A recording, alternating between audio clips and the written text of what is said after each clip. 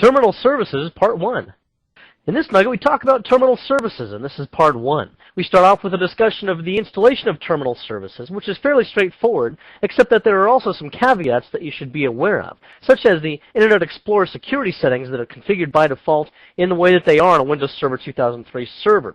They can really have a big effect on the way your users access the Internet through terminal server. So you should take a look at that, and then you should also make sure that you install the applications properly. Terminal Services requires a specific way of installing the application so that multiple users can access them at the same time. And if you don't, you could really run into some problems there.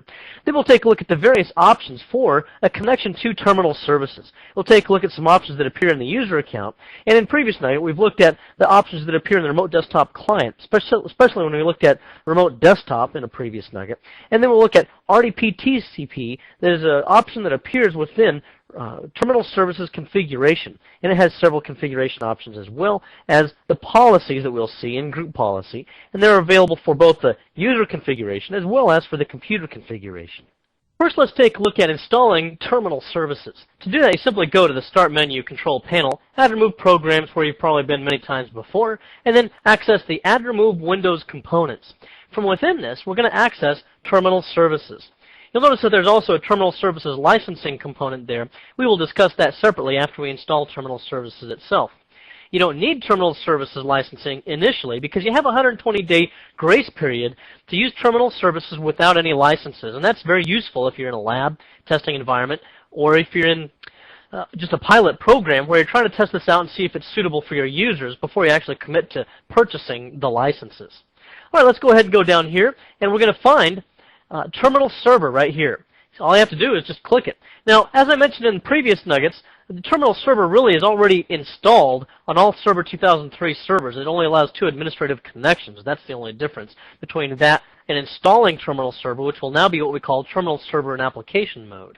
At this point, it will become capable of supporting dozens, hundreds, or however many users you want through Terminal Services. Now, this message here tells us we got a problem with Internet Explorer Enhanced Security Configuration, and as administrators, we kind of have a tendency to go, okay, Internet Explorer, blah, blah, blah, blah, blah. Do you want to continue? I guess not. I guess I got to go fix something with Internet Explorer first. And the security settings they're talking about is simply when you go to Internet Explorer, and in a default installation of Windows Server 2003, you get this message. It tells you that it's really locked down Internet Explorer security. There's a lot of detail about it through this link if you want to look at that, by the way. And anywhere you go, I mean, if I just go to msn.com, then you get pop-ups all the time, and not the kind from advertisers, but these kind of notification pop-ups. Oh, this is going to be blocked by my Internet Explorer Enhanced Security Configuration. Close. Then you go somewhere else. Oh, close. And you get all of these kinds of things relative to whatever it is that relates to Internet Explorer security settings. If I go to any other item, I might click down here, and we get something else. Oh, another one of those kinds of things. You just get these all over the place, and heaven forbid that you should go to any website that has something like ActiveX controls or Java components or anything fancy, because you'll be clicking close, close, okay, okay all the time. Anyway, that's more than just my little pet peeve. Now I can't seem to close it. You see, it's getting so many pop-ups, I can't get rid of all this stuff. Great. That's more than just that. You see, what we're tempted to do when we get to all of that stuff is to go to Internet Explorer's Tools options up here and then go to Internet Options, particularly relative to that message we saw when we tried to install Terminal Services. So we go into this and we say, okay, it's got to be somewhere in the security settings. Oh, it's high. Maybe I just lower that and all this kind of stuff. Well, that's not what it's telling you to do in that little message. Let me click it again. What it's telling us to do here is to change the setting for the ability for Terminal Services to be able to access the Internet. Because you see, if we don't change the Internet Explorer browser settings, then what's going to wind up happening is our users are going to get extremely frustrated because even though they're only doing kind of desktop general user functions, they're getting the lockdown security settings of a server. So what it's really telling you to do, and it doesn't really say it in the dialog box, and it could be better worded than it is, what you should really do is to scroll up within this same interface right here, if I can get it to stop scrolling, where it says Internet Explorer Enhanced Security Configuration, and double-click on that. You see, for administrators groups, it does lock that down, but you can loosen that, and for all other user groups, such as domain users or remote desktop users, you can clear that. And that way, they don't get hampered by all those nagging security dialog boxes. So we just click OK, and then now we can go back down where we were originally, down to Terminal Services. This time we can go ahead and install Terminal Server, click Next, and we'll also get an important message here that we need to pay some attention to. There is good reading here. Unlike most of our dialog boxes, you don't just have to next past this and just ignore all this.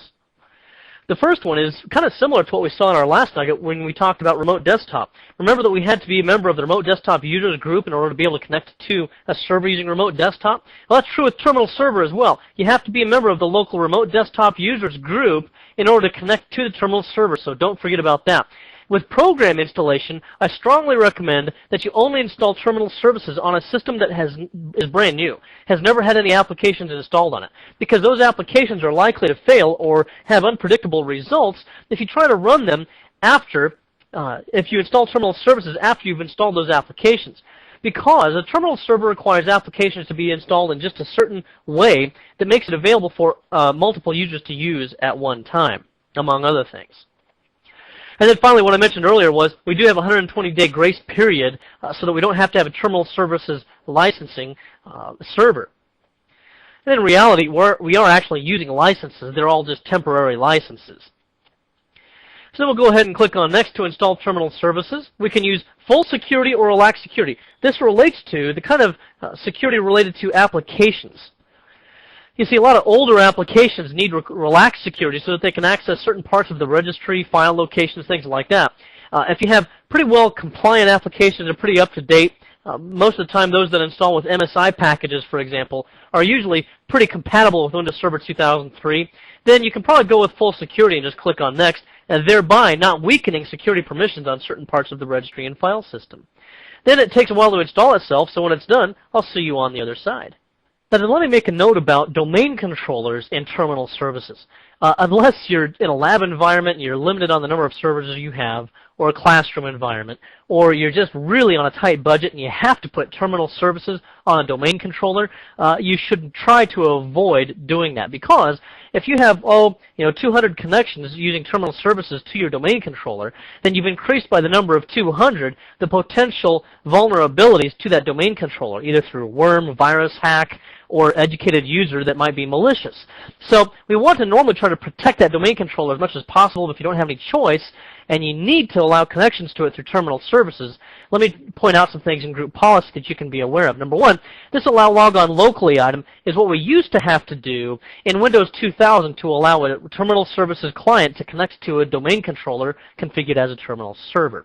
Now in Windows Server 2003, we can use this option instead, because this option will allow users to also walk up to that terminal server / domain controller and physically log on locally, which might even make things worse than it would otherwise be. Well, this option will allow them to log on only through terminal services, and if they walked up to the domain controller and tried to log on, they wouldn't actually even be able to do that. So this gives us a little bit better security if you have to use domain controllers. And then you can also, if for some reason, you can also deny logon through terminal services categorically to certain users and or groups if necessary. And then when it comes to a terminal server that's just a member server or even a standalone server, then you remember you need to go to the computer management and then go to groups and then local group, remote desktop users, and then add whichever group is necessary to remote desktop users. Might be domain users, might be a specific group, an individual group, or individual users. And that's the same group that we looked at in our last nugget for remote desktop, which also requires membership in remote desktop users. Now then, in order to make the connection, it's really just the same thing that we did for remote desktop. In fact, there's really no difference to speak of. You just click on Connect from the remote desktop client piece that we saw earlier. I'm going to log on as Phoenix User 09. And we'll see that the user logs on successfully here. And this user can now just do a normal session as if this was their actual desktop. Now, they do get Windows Server 2003 for their desktop. That does present possibly one issue, and that is a lot of users like a better, a richer visual experience. And notice that they don't get the fancy Green Meadow XP kind of desktop and all the little themes and all that kind of stuff. If you want to be able to afford the resources, a little additional burden it's going to take on the server, if you can spare it, then you can log on to it as an administrator like I have done here. By the way, the first time you log on as an admin, after installing Terminal Server, it brings up this help screen for you, so if you want to read more information about it, you can. But what you'll do here, in order to enable things like that Windows XP item, Windows XP style theme, is to go ahead and go to the services on the Terminal Server. And then what you'll do is go down here to the service known as the themes service, and I've located it right here. Notice that it is disabled, and that kind of takes away all the fancy little, interface items that users can entertain themselves with. So you can set that to automatic is what I usually do, then hit apply. That way I don't have to restart or anything. Now I just start, and now the themes service is available, and if I log that user off and back on again, they'll be able to use like a Windows XP style desktop if they want. There's probably nothing that requires more testing and more careful planning than setting up terminal services, and particularly when it comes to applications, because you see, a lot of applications are only designed to be used by one user at a time. And if two users try to access that application, number one, you could get file locking problems. Sometimes there's no solution around that, and if that's the case and you have to use a certain application, you might just not be able to use terminal services. But for much of what we do, even if an application was not designed for multi-user access, you can still work your way around it. So let's go ahead and take a look at applications in Windows Server 2003 Terminal Server. First of all, you're going to get the best results, hands down, if you only install applications on your terminal server that are designed for Windows XP. And that's because they have to comply with several programming requirements that will make it automatically compatible with multi-user environments. And they have to be that way in order to get the Design for Windows XP logo stamp on the box.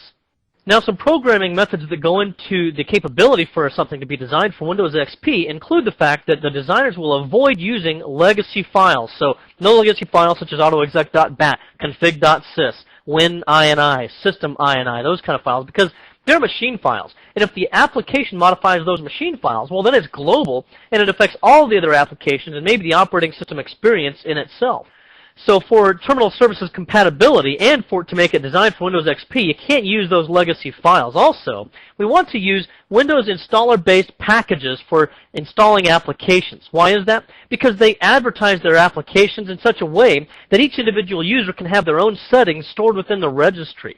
And if they don't use that kind of technology, then it's possible that the only person that can make any changes to the personalizations of the application is the person who installed it in the first place, in other words, the administrator in most cases. We also want the programming of the application to default to My Documents instead of what some applications might do, legacy applications, which would default to the Program Files directory where the program is installed. Well, if that's the case, then you've got users storing macros and templates and all their data files in that location under Program Files, and then you've got a huge collection of files from all different kinds of users. You might have users that have conflicting versions of templates or file locking problems where one user has a template open but another user is trying to access it. See, we want all that stuff to be abstracted from one user to the other so that nobody's files collide and we don't have a confusing jumble of files in one common location. Now, when you install an application on a Windows Server 2003 terminal server, you should do it in something called install mode, and I'll show you how to do that shortly here. But what it does is it turns on registry mapping and ini file mapping, among some other things that it does. And the registry mapping relates to this advertisement that we looked at earlier. Remember what I was saying earlier, normally if you don't use advertising, then whoever installs the application gets the application settings under their own HKey current user settings, but any other users that use the application, they don't get that. So what happens with registry mapping in install mode with Windows Server 2003 installation of the application is it actually goes to a location in the registry and it stores that application's information that would normally go into HKey current user for the installing user.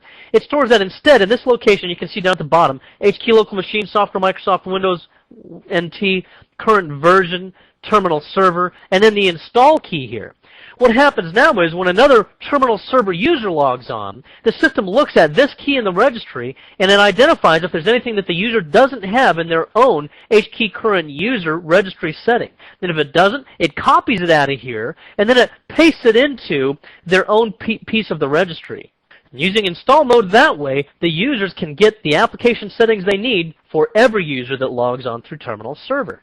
I also point out, though, that that's only going to work if the installation program uses standard API calls to write to the registry. If it doesn't, then you may have to locate the application settings in the registry yourself and then manually copy them into this location for the user. Now in install mode, if your application does use ini files, Then install mode will use INI file mapping. And what happens then is it takes those program INI files and it copies them to the system root directory, which is of course typically going to be the Windows directory. And then when each individual user logs on through terminal services, the system will check the INI files in that system root. And if their user's own versions of the INI files are older, then what it does is it takes the ones in the system root and it updates the user's files. This can actually be handy in a certain sense because whoever does the installations as the administrator can go back into install mode, make changes to the INI file on behalf of all the users, and then it's going to get copied for the user into their own home directory. Now then, in order to install applications on a terminal server, you need to go into install mode. There are a couple of ways of doing that. Number one, the easiest way is probably just to go to Control Panel, and then go to Add Remove Programs. And we do this, of course, instead of just double-clicking on setup.exe or an MSI file, and then you just simply click on Add New Programs down here. Notice that when we get to this, it doesn't really give us anything that we can work with directly, except that we can go up to this button for CD or floppy, where it will look for installation source files. We'll click on Next, and I'm just going to point it to a network location on a server where we have multimedia files available. And then I'm going to browse that location. Notice that when I get here, I'm going to choose programs that I want to be able to install. And in this case, we'll just install the latest version at this time of Adobe Acrobat Reader. So I'll double-click on that to install it and click on Next, and then Open. Then it starts the installation process, and during this time it's doing its INI file mapping, it's doing its registry mapping, and some other things to make sure that the application installs properly for multiple users. Now, one thing I also want to do is, I like to check this to make sure that it's in the right mode, so I'll go to a command prompt, and I'll do a certain command, and it's called change user, and then /query. And what I want to see here is that it is in install mode, and it says that right there, application install mode is enabled. Now that I just went ahead and offline concluded the installation because it did take a few minutes, so we'll just finish this. Now after the installation, notice that we get this interface, and then we'll click on Next, and then at this point we'll click on Finish. Let me point out that this can trick you because some applications I've seen have not sent their installation interface to the foreground. Instead it's in the background and it might be behind all these dialog boxes that we have open here. It might look like the application is finished. If it's only partway through the installation and it's currently in install mode, and then I click on Finish, clicking that button will take us back to execute mode, and then we'll have the application installing potentially partially in install mode, partially in execute mode. Could have some very nasty implications, so make sure that it's actually done before you click on Finish. And then if we go back to our change user query again, then we'll notice that clicking Finish will take us back to execute mode. Now, let me also point out that you might have to install from a script or CMD file or a batch file or something like that. You might need to go into install mode manually through a command line. So if that's the case, you can just use change user / guess what? Yeah, install. And then that takes you to install mode, ready to install any applications or make any manual modifications to your application files if necessary. And then you can go back into execute mode. By instead of choosing to type in install, you just choose execute, and that takes you right back into execute mode.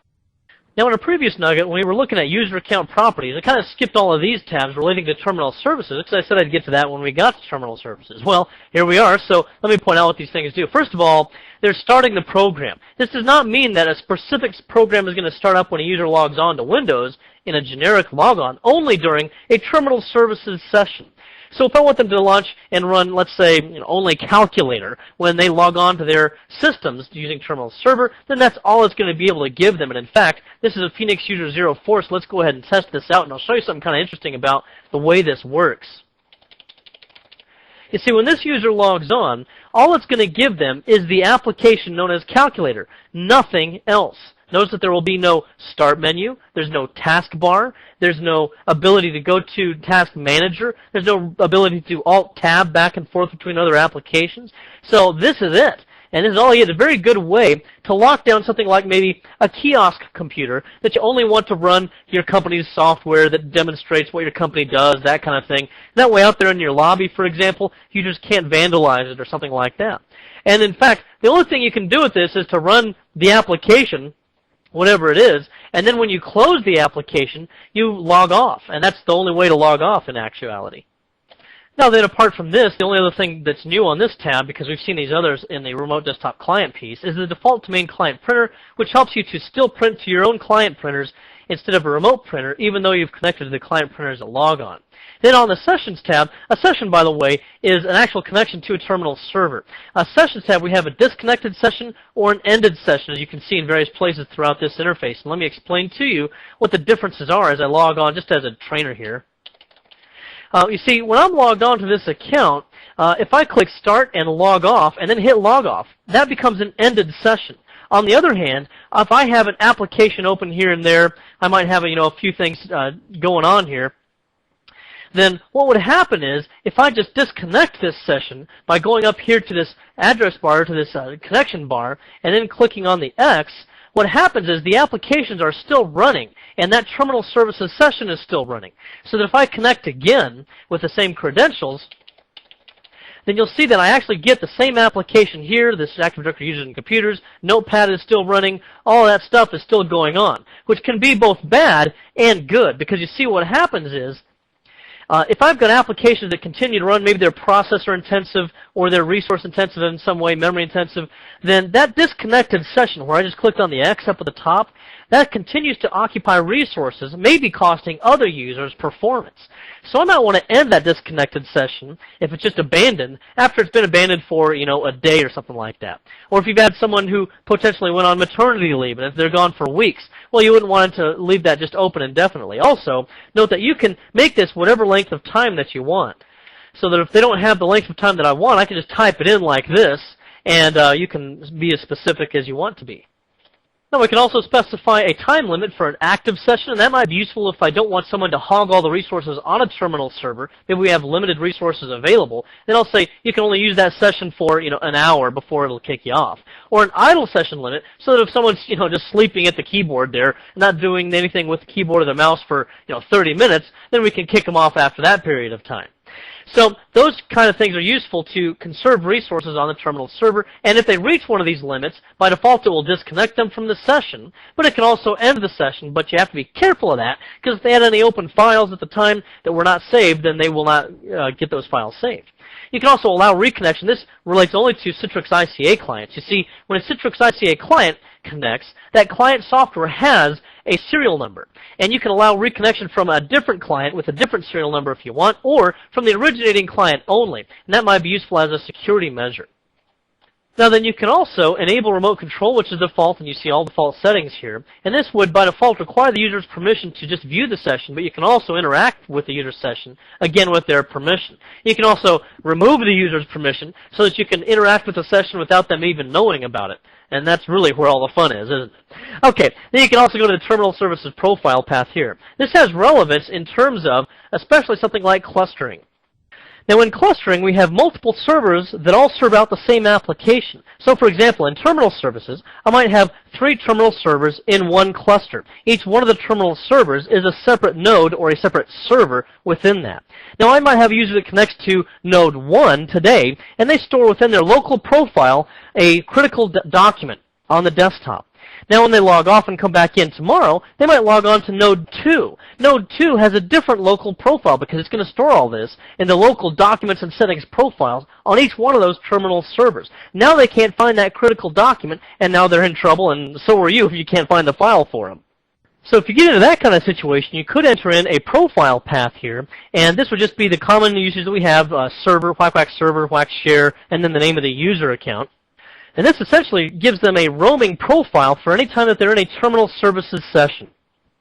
That way it doesn't configure and store their profile just locally. It also stores it on a profile server. That way when they connect to node 2 tomorrow, it'll copy the profile from this directory on the profile server and then copy it onto the local profile on node 2 tomorrow when the user logs on, and they should get that document now. Now, if you leave this blank, but you do have a path on the Profile tab for a profile, then it will use that both for terminal services and for an actual console logon. Now, Terminal Services also uses the home directory or the home folder to store application compatibility files. And in fact, I've opened up Windows Explorer here to go to the home directory for Phoenix User 03, who's already logged on to a Terminal Services session. And you see that there's a Windows system folder here, which are empty right now because I don't have any application compatibility files that I need. But what will happen is, in everyone's home directory that logs on, it will configure a small folder structure there and possibly a few accompanying files, which most users will either ignore or not care about. If you want to specify a different location for the home folder, then you can again enter in a UNC path down here where it connects to a drive if you like, and that will then become their new home directory, so that even if they have a home directory specified on the profile tab of their user account properties, it'll go to whatever you specify here instead. Local path would just be local on that terminal services server. So if I typed in /home and then whatever the name of the user was right here, then this would be local to the terminal server, not to the domain controller where I currently am. So you'll just be aware of that. And then finally, there's the permission to actually log on to a terminal server, and that's enabled by default on all user accounts. Now let me also point out some things about group policy objects on an organizational unit policy that I created not long ago, and that's under Computer Configuration, Administrative Templates, Windows Components, and then Terminal Services, where you see that I'm parked right now. Now most of these explain themselves pretty well, so I'm not going to belabor the obvious ones, such as, limit maximum color depth. I think we can all figure out what that means. However, I will point out some things of interest. For example, here you can set the path for the roaming profiles and the home directory in Terminal Services sessions. Previously, we'd seen that in a tab in the user account properties that we looked at just a moment ago. These might be useful because instead of setting those up on an individual user basis, one user account at a time, this would be much more efficient to do it on a policy basis, so you configure one setting here, and it applies to everyone. Now let me point out that for both of these, when you set this up as enabled, and you enter in the profile path, you just enter in, just like it shows in here, the computer name that has the share, and the share name, and you do not put in %username% or a specific user's name there. Instead, you just enter in this flat share space here, and it will automatically fill in and create a directory, a subdirectory, for each individual user, for both the roaming profiles and for that home directory. Also notice this Keep Alive Connections item. You see, this relates to when a user connects to a terminal server, and they have an active session going, but they are unexpectedly dropped from that connection. This might be because of a network issue or something like that. Well, when they try to reconnect to that same terminal server, it's likely to start a second brand new session for that user, abandoning the open documents and open applications that the user already has in their original session. Well, we don't want that, because that wastes additional sessions and resources, and it frustrates the user. So with Keep Alive Connections, what you can do is to set this to enabled, and then with the setting the way it is now, every 1 minute, it will check its sessions and see if there's anything that's been unexpectedly dropped. And if so, when the user attempts to reconnect, it'll make sure that it reconnects them to the original session instead of to a brand new session. Now notice there's also a sessions item here, and these are all the same settings that we've seen before as well, but another handy place to configure those instead of at each individual user account, because this will be one setting for all users for this scope of management instead of going to each individual user account. Now, let me also scroll down here under User Configuration, where we see that under Administrative Templates and Windows Components, there are also a few Terminal Services settings, not quite as many. And down under this, I just want to point out that while these explain themselves, if you configure one of these settings, and there is an identical policy up here under the Computer Configuration for Terminal Services, then the Computer Configuration setting will always win if these are in disagreement between the User Configuration and Computer Configuration. That's not only true for Terminal Services settings, it's also true for just about any policy. In this nugget, we took a look at Terminal Services, and this was part 1, where we started off with a discussion of the installation of Terminal Services through add-remove programs. We saw that this was fairly straightforward, but we should really be careful about certain things, such as how we configure application compatibility for high security or for relaxed security. And then we should also take a look at those Internet Explorer security settings, because although they're great for a server, they can really have an effect upon the average user's internet browsing through Terminal Services. And then we took a look at application installation. Got to make sure that you install those applications in install mode, because if you don't, then they might not be suitable for all users to be able to use properly. And then we took a look at additional options that appear in addition to what we've seen in previous nuggets through a remote desktop client. In addition, we can go to a user account properties to configure our options, as well as RDP TCP settings, and that appears within the Terminal Services configuration item. Then we also looked at policies for both the computer configuration as well as the user configuration. I hope this has been informative for you, and I'd like to thank you for viewing.